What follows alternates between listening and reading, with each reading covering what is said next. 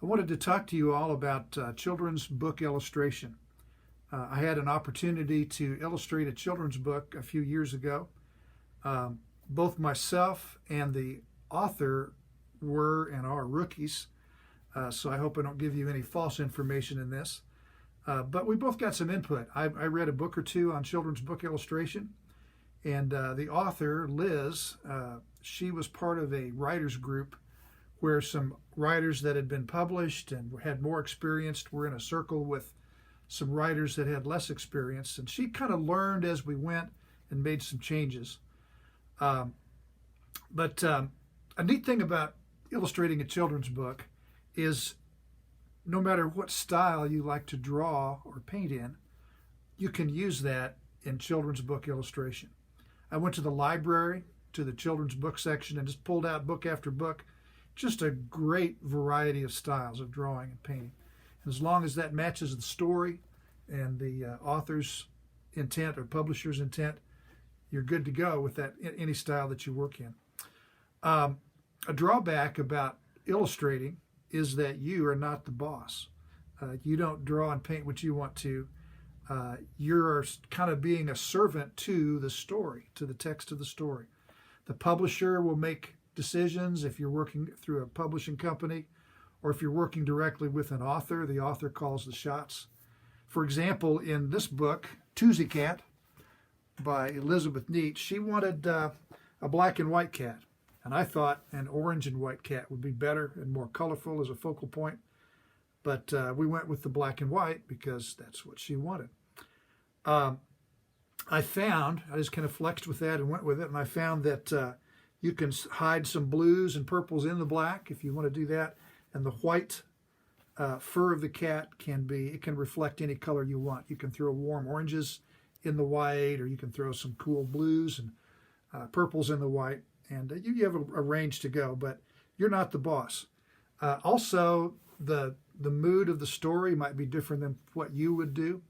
This is a very sentimental, old-fashioned type of story about a stray cat that's adopted by, actually it's a true story. Her husband Doug saw the stray cat, and he gradually started feeding the cat and moving the bowl closer and closer to himself, and finally got to where he could pet the cat. And then the cat started venturing in the house and finally became a house cat. If I were writing a children's book, I'd probably want it kind of zany and funny and more like Dr. Seuss or something. The overview of the story, again, like I just told you, is an adoption of a cat. The cat starts out in the wilderness, in the woods. In the woods lived a scrappy, scruffy, scraggly cat. He always fought with other animals. He always hid from humans. He was always hungry, alone, without a home, and hungry. And you go through the book, and he, eventually is drawn in. And the last scene is going to look like this. This is a rough indication of it. And best of all, bedtime. Time to curl up, close his eyes, and purr himself to sleep. Toosie Cat was finally home. So it's a very sentimental story. Also different than our cat. Jennifer and I have a cat that we tried sleeping with the cat, but he's so playful. He likes to play with your face with his claws in the morning when he wakes up.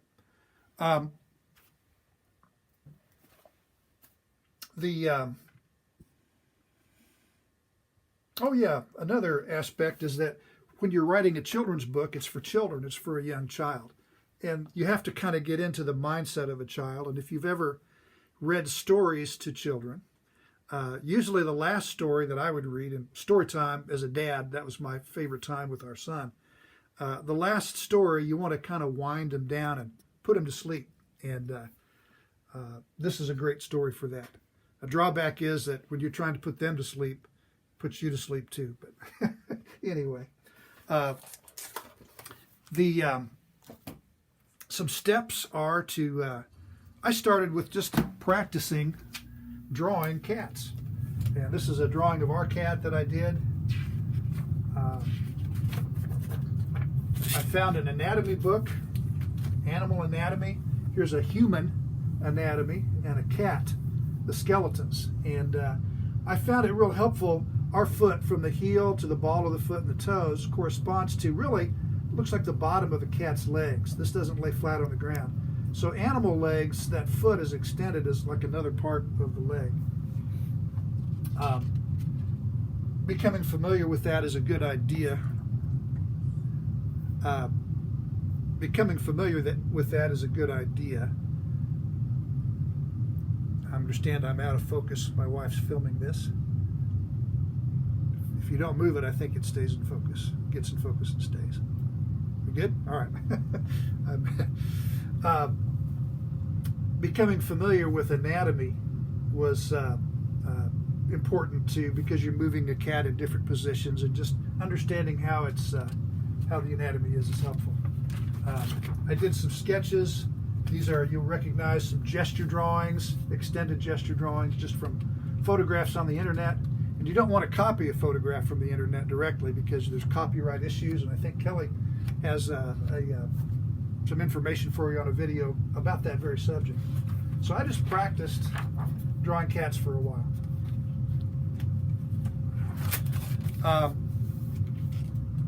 course, you have the text already written when you're doing a children's book illustration, and then you do a set of storyboard illustrations, just little really simple drawings that are just out of your head, and just the idea of who and what is in the picture and what's going on, and maybe beginning ideas of how it's going to be composed.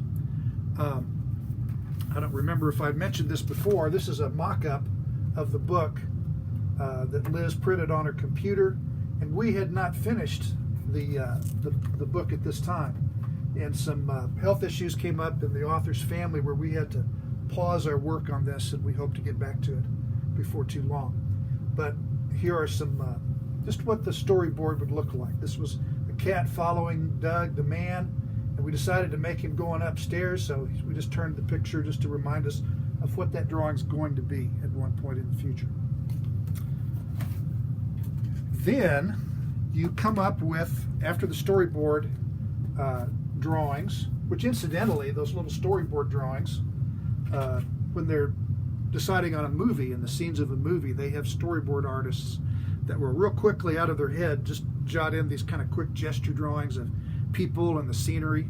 It's one of the art careers that are out there.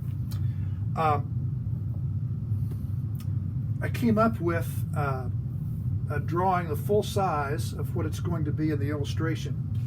And one of the things you have to plan for is where the type will be.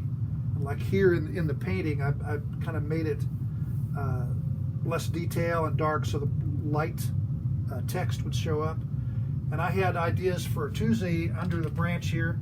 This was a photograph I took out at Burr Oak Woods where I do some walking, a winter tree trunk. Here's another one, and I really like this. I love the his little expression there. He looks scared.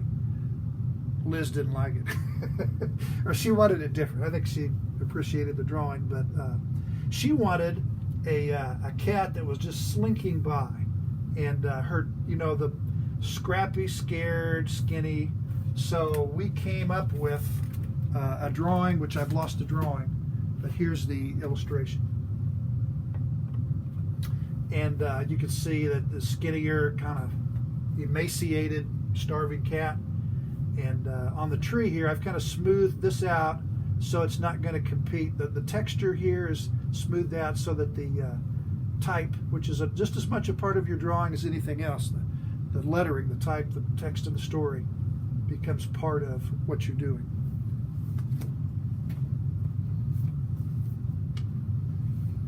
My illustrations were done on watercolor paper with acrylic paint.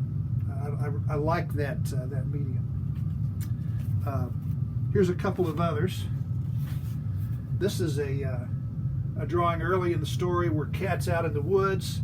Here's Doug. I think she changed and made him called the man. At the very end of the story, he said his name was Thomas. That was her latest revision. But here's the house and the garden, and the cat's out there looking. And the story doesn't say that the man saw the cat, but you kind of pick that up from the I think from the picture. Later on, one thing I learned from reading about children's book illustrations is that there's the picture should tell some things that the writing of the story does not, and vice versa. There are things you write in the story doesn't show up in the picture. The picture doesn't just repeat what the story says.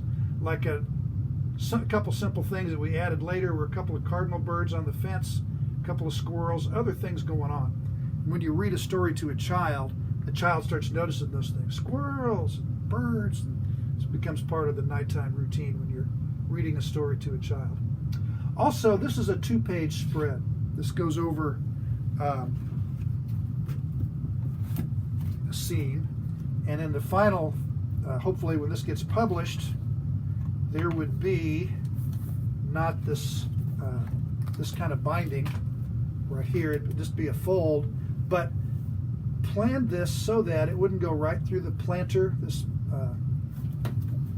planter with the flowers. It's kind of a place where that fold would be, where it wouldn't interfere with reading the illustration. Of course, you can see where the places where the lettering would go.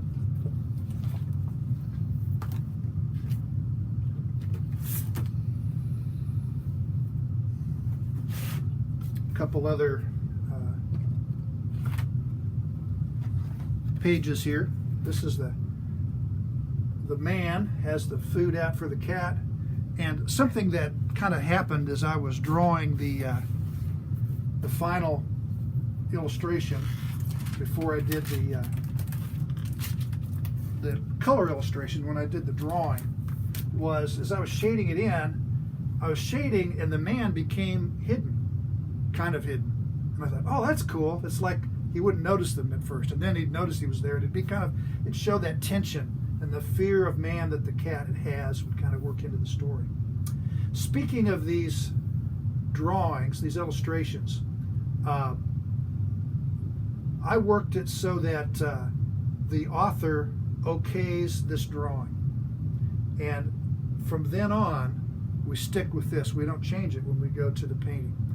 If I were to do this and then do the painting, and then the author would say, you know what, let's try something different. Let's try the man on this side. That's more work for me. And so I had the agreement that once the author okays this finished drawing, then they would pay extra if there was a change like that afterwards. So that's something to kind of watch for. Here is the kind of the middle point of the book, where finally the cat's up close to the man, and he's able to reach down and pet the cat. And of course there's ground squirrels and butterflies and cardinal birds watching this amazing event. And there's nothing to say here. The picture says it all on this 2-page spread, just a significant part of the story. A couple things that we worked on too was the variety in the page. Like sometimes you have vignettes where it fades out. Sometimes you have the illustration edge showing. And there are some, we even have some pages with the illustrations a different shape, and the flow and the variety of the shape of the composition of each page is part of what a designer and an illustrator and author work out through the course of a book. Also, the flow from page to page. This is my wife is working on an illustration. It's a children's book, but it's more of an informative book. It's called Mammal Tales. And there'd be one page, there's the tail of the mammal. This is a bobcat tail, and you can see the tracks in the mud and so on. And then when you turn the page, on the next page, you have the bobcat. And Jennifer's using gouache, which is an opaque watercolor, and she's able to do some really beautiful detail in the focal area, and she lets it fade off. In this one, more of a vignette. I don't know if this will blur on you when I bring it up close, but you can see some of the really nice detail in the head of the animal. And this is meant to be informative, and so there's more realistic detail in this particular book. But someday you might have an opportunity in this day and age where people self-publish. You might have an opportunity even as a student to illustrate someone's book, and you work out how much you would be paid per page, kind of figure out what you want to work for, and work in also the time that would be involved in such a thing. But anyway, that was my experience in beginning children's book illustration.